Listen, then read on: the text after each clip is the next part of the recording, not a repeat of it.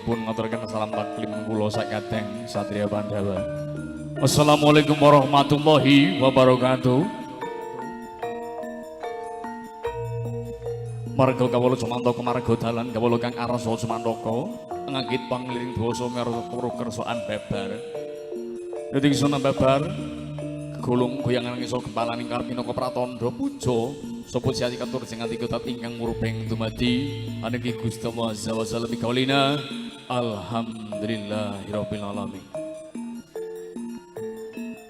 Alhamdulillahirabbil alamin. Assalatu wassalamu ala iyam salim wa ala alihi wa sahbihi wa barik wa salim amma ba'du.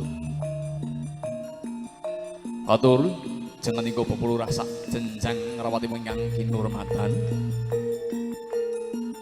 Ugi kang tansah kula hormati para alim ulama ingkang rinten lawan dalu tansah anyanting kitab suci wahyuning ilahi minangka kiblating panembah.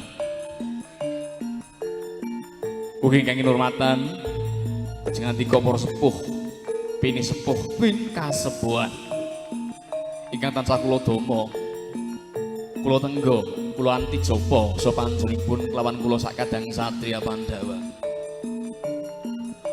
Nuwun kula nuwun rikalagan sak mangki kula sakadang Satria Pandhawa Entertain ingkang mijil saking Wanayasa dukuh penanggalan RT kalih RW sekawan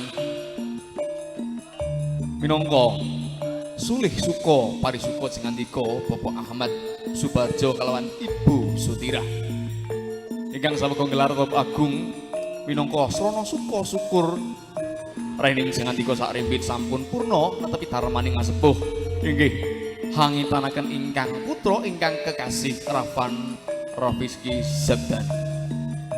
Mugi kawitun sing ngandika kakung sumawon putri ingkang sak mangke saged nom nambahi daya dayanipun kaki penganten satemah dadi pinanganten khitan ingkang saged migunani tumrap bebrayan agung junjung dhuwur mendem jero asmanipun tiyang sepah kekalih.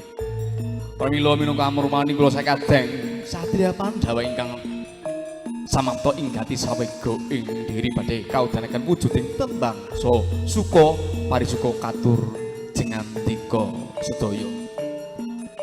Pramila kula aturi lenggah ingkang sekeca. Purkadang kula aturi samapta inggati sawega ing diri katerasaken setunggal pokok setunggal minangka pasungsum suka parisuka jengandika Bapak Ahmad Suparjo kelawan Ibu Sutirah. Semoga